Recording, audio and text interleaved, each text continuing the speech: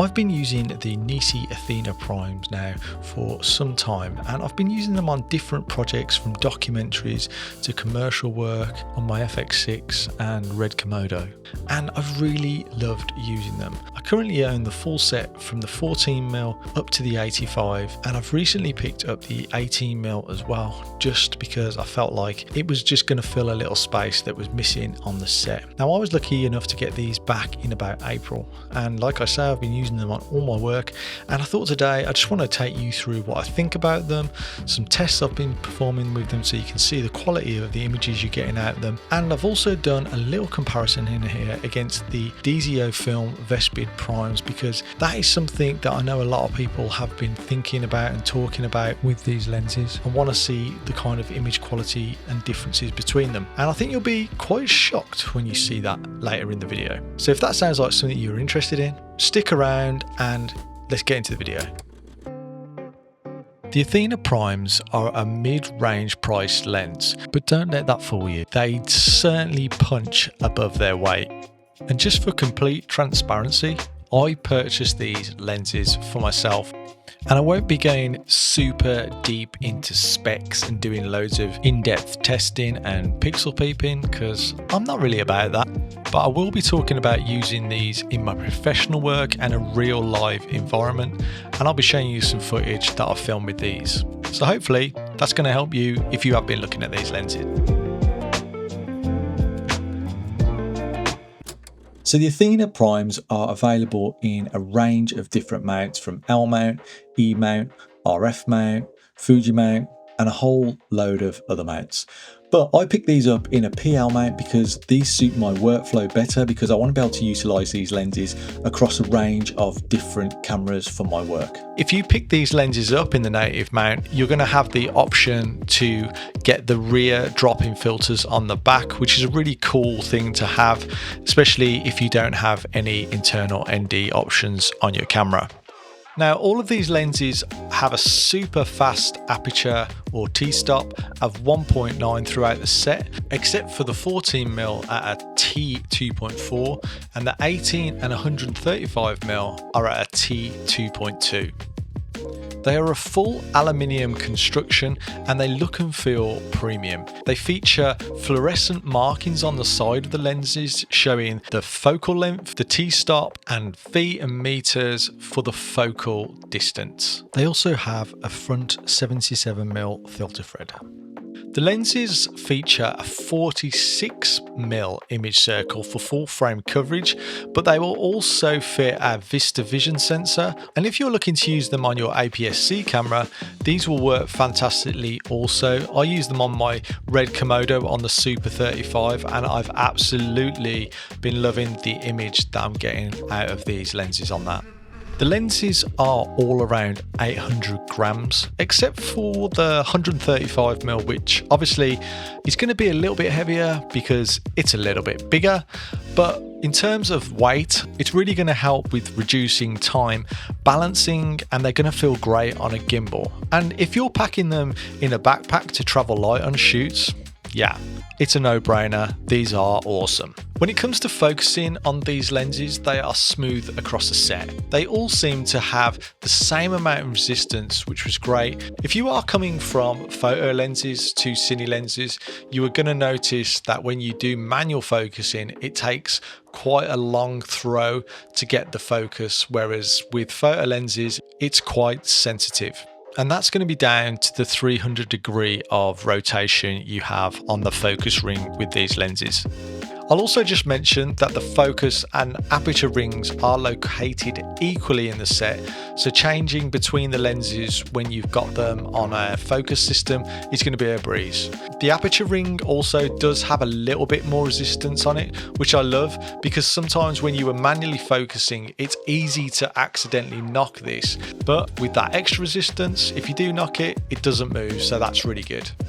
So what else more do you need? We're going to be checking out some test footage with these lenses shortly, but drop some comments below if these are lenses that you have been looking at and thinking of purchasing. I'd really be interested to know what you think of them so far, so let's chat down below. The NISI Athenas offer a really nice clean image that's going to suit a variety of different filming projects.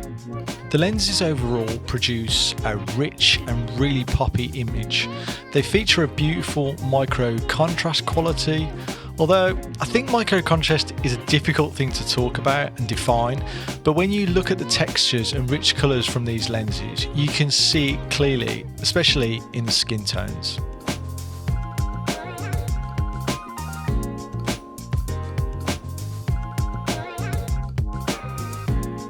I'm using the NISI C5 matte box, which allows me to drop some filtration in front of these lenses if I actually want to get a softer look. So I will use something like a Glimmer Glass 1 or a 1/4 or an 1/8 black mist to do this.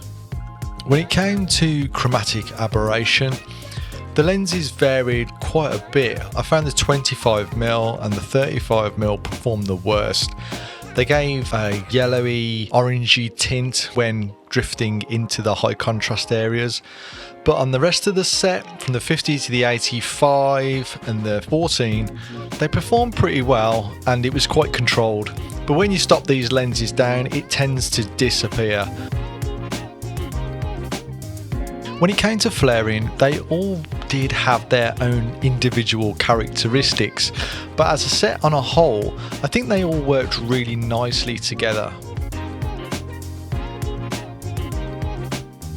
With the out of focus areas on the Athena Primes, it's really neutral and it's not too distracting. And for me, I really like the look of these lenses. Some lenses do get a bit overactive, swirly, but with these, it was really nice. But for some of you, it could be a little bit boring.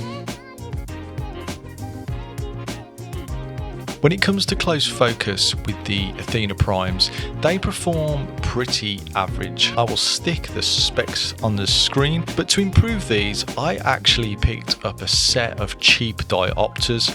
I'm going to leave these in the link below because they're definitely worth checking out and picking up. They're not going to break the bank, but they really do offer some awesome performance and some interesting little shots. When it comes to focus breathing on these lenses, it is very controlled, and that comes down to the rear focusing element that NISI have employed in the lens design with the NISI Athena Primes. It looks good, it doesn't shift too much. Now, lens breathing for me has been stomped out of quite a lot of modern day lenses, but I actually quite like lens breathing. It does add some character to the lens, but with these, again, it is very neutral and pretty much non-existent.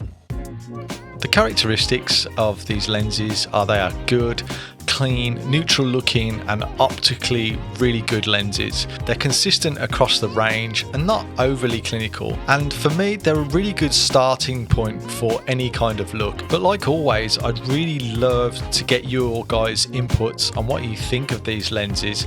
If you're using them, how are you finding them? Or maybe you've been on the fence between different brands.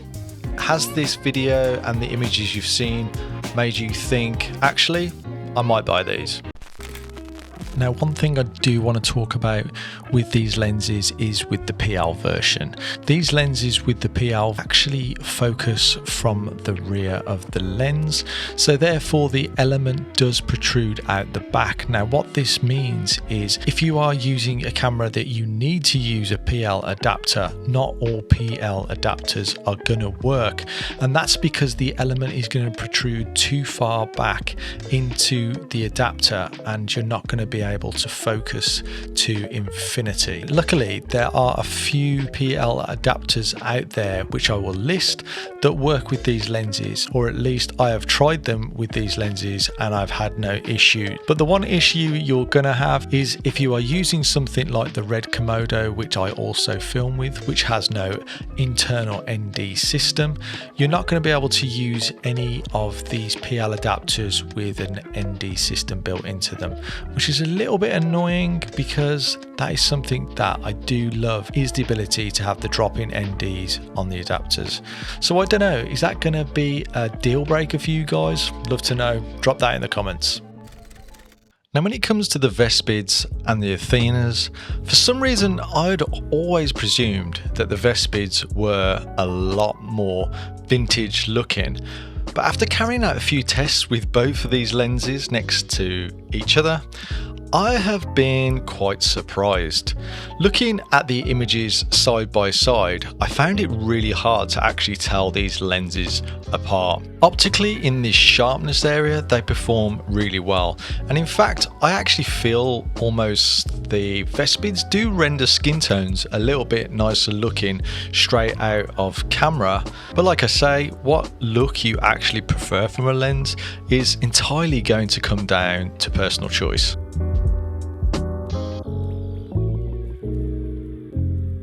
But the Vespids start to stick out a little bit in the edges. You can see a little bit of chromatic aberration with these lenses over the Athenas, and also there's almost a little bit more distortion in the Vespids, which makes sense because these are a little bit more vintage looking. But like I say, it's super tight. I'd love to know which image you are preferring across both sets, because for me, I'd be happy with either of these lenses in a professional environment. Yeah, I'm still pretty much in shock from looking at this. Build quality wise as well, they're pretty much identical. Both metal construction, really solid build with 77mm front filter threads. I will say on the Vespid set that I did use, I felt the aperture and focus rings were slightly looser than the Athenas. The Athenas do have a nice firm kind of rotation, which I really do like. But again, the Vespid set could just be because it's been used a lot more. But both for me, they were pretty much identical. The Athena Primes are optically sound, and they are solidly made and feature good mechanics and consistency across the focal lengths. If you are looking for an affordable set of lightweight full frame Cine Primes, then they're really going to be hard to beat. As long as you can be aware of some of the issues that come with using them, mainly the PL version, these lenses offer an exceptionally great intro into mid-priced cine lenses, and they're lenses that are going to fit into higher end productions as well as suiting lower end projects. At around $5,500 for the 5 lens set, that is incredible value. This is just around £1,000 a lens, and with many lens brands on the market at the moment, this is going to be hard to beat. Having a set like this is something that is going to be really useful because it's going to be able to grow with you as you grow as a filmmaker, and you can use it on all different types of projects. I will say with Cine Primes, it can eat into your time with setups and changing lenses. So if you're somebody shooting events or weddings or something like that, I think zooms are really going to be more practical. I would always recommend renting and trying lenses before dropping money on them, because it is an investment, and let's face it, different cine lenses are going to produce different looks, so it's really good to find one that's going to suit what you are after. But for me, I absolutely love these lenses. The size, the weight make them great fun to film with, and that clean look really suits a large array of work, and they can be easily kind of grunged up with mist and post-production editing, so they really suit what I am doing. If you have any questions about these lenses and what we've covered in the video today, then please get in the comments below and just drop your questions down there and I'll try and help you out. And if you've enjoyed this video, then please hit the thumbs up, and also think about hitting that subscribe button, because I am producing more videos around lenses and camera stuff. But I really appreciate you tuning in, and I'll see you on the next one. Bye for now.